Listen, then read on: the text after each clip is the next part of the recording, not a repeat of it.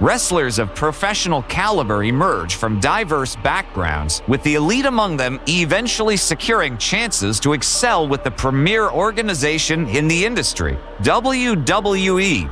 Despite the magnitude of their stardom, irrespective of the peaks they scale or the adoration they receive from fans, they remain inherently human, and human fallibility is inevitable. Hello, I'm Jordan Ace, and you're watching Wrestling Dojo.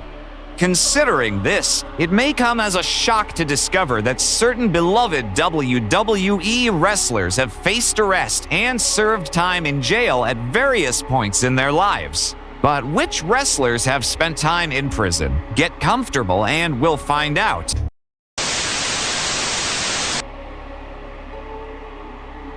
Earning the title of one of the greatest wrestlers of all time is a pinnacle achievement for anyone stepping into the ring.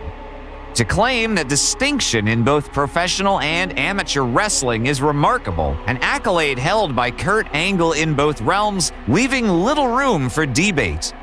Angle's triumph at the 1996 Olympic Games, securing the gold medal, solidifies his status not only as a WWE and TNA Hall of Famer, but as an icon in American freestyle wrestling.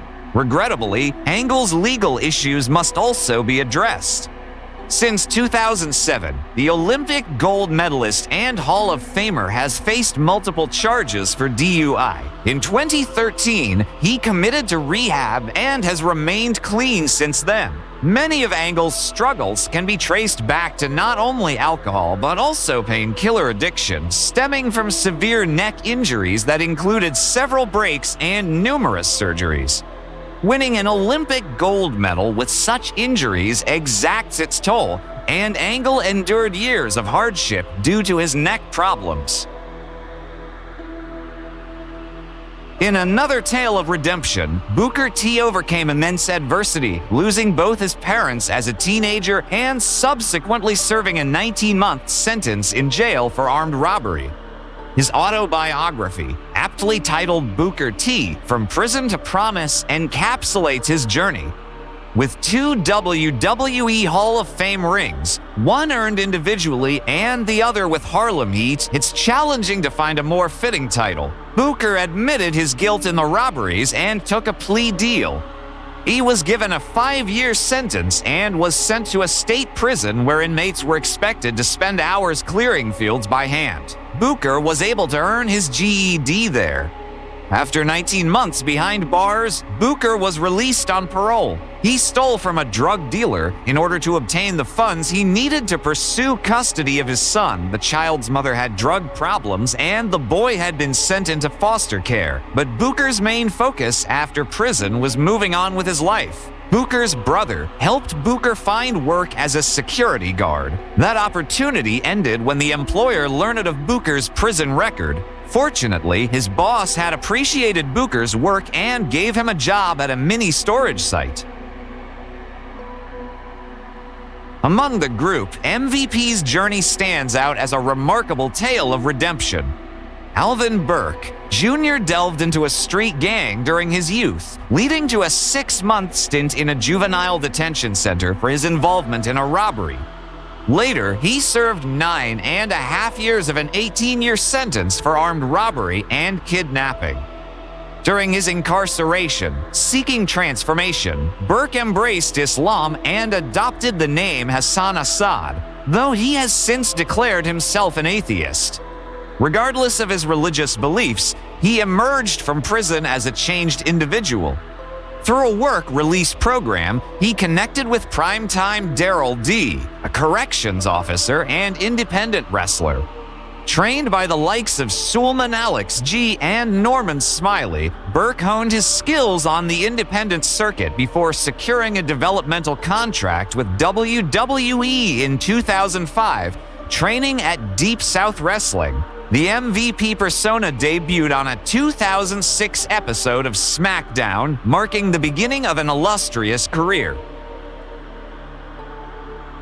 Brett DiBiase had a 3-year stint under WWE contract, primarily competing in Florida Championship Wrestling, the precursor to NXT. He hails from a wrestling lineage, being the son of the $1 Million Man Ted DiBiase in 2009 after brief appearances at SummerSlam and subsequent episodes of Raw as part of the Legacy's ongoing storyline, which featured Ted, Jr., Randy Orton, and Cody Rhodes. DiBiase returned to FCW and did not reappear on WWE television. Following a brief stint training as a referee before retiring in 2011 due to knee injuries, DiBiase largely faded from the spotlight until recent years. He was indicted for various fraud and embezzlement violations connected to a case involving Mississippi's welfare funds. Describing Scott Hall's career as a roller coaster of triumphs and tribulations would be an understatement. Wrestling with alcoholism and substance abuse for the majority of his life, it's remarkable that he achieved what he did. From the territories to a WA, WCW, Japan Tour, WWE, and beyond, Hall's impact in the ring is legendary. As a central figure in the original NWO, his return to WCW significantly boosted business. Hall's legal issues began in 1983 when an altercation outside an Orlando club resulted in a man's death. He was charged with second-degree murder after wrestling a gun away from the man and shooting him, claiming self-defense. The charges were dropped due to lack of evidence, but the incident haunted Hall. At one point, former NXT North American champion Velveteen Dream appeared destined for stardom on Raw or SmackDown, even boldly displaying "Call Me Up" on his attire during a match against EC3 at NXT TakeOver Brooklyn in 2018. However, that anticipated move never happened. Patrick Clark Jr. faced accusations in 2020 of sending inappropriate images to minors on 2 separate occasions. While no charges were filed and WWE took no official action, his trajectory shifted.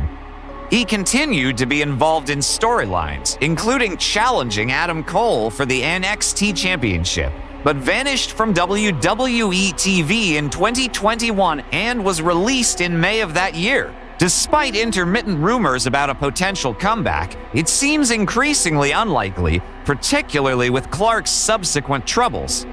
In August 2022, he was arrested and charged with first-degree battery and trespassing, followed by another arrest just days later for violating probation. As a ring performer, Jimmy Superfly Snuka remains one of the most beloved wrestlers of all time, a WWE Hall of Famer, and a multiple-time champion across numerous promotions in a career spanning over 4 decades. However, a shadow of uncertainty looms over the late James Smith, stemming from a tragic incident in 1983 involving the death of his girlfriend, Nancy Argentino. Snuka summoned an ambulance hours after a performance in Allentown, Pennsylvania, for the injured Argentino at their motel room. She was rushed to Sacred Heart Medical Center, where she succumbed to craniocerebral injuries soon after arrival. A coroner's report concluded that Argentino died of traumatic brain injuries consistent with a head striking a motionless object. Her autopsy revealed other injuries, raising suspicions of potential domestic abuse. Though the coroner informed the district attorney, Snuka was not charged at the time, leaving the case open. Fast forward 32 years to 2015, Snuka was arrested and charged with third-degree murder and involuntary manslaughter, to which he pleaded not guilty. For every tale of redemption, there often lurks several narratives of downfall.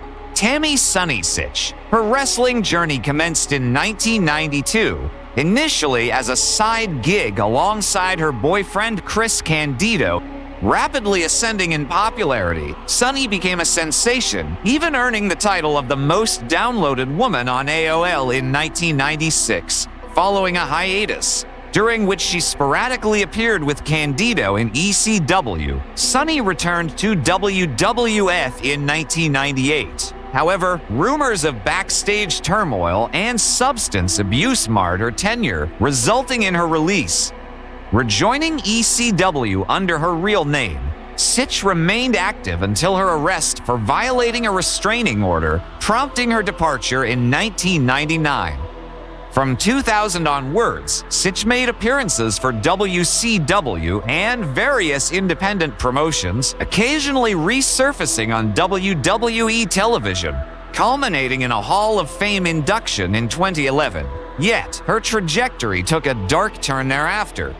A recent arrest on DUI manslaughter charges following a fatal crash in Ormond Beach, Florida involving a 75-year-old man led to a no-contest plea. Sitch currently awaits sentencing, facing a potential 25-year prison term. According to you, who should be in the first place? Let us know in the comments. Follow us on Instagram and TikTok, and don't forget to subscribe and share the video. See you soon.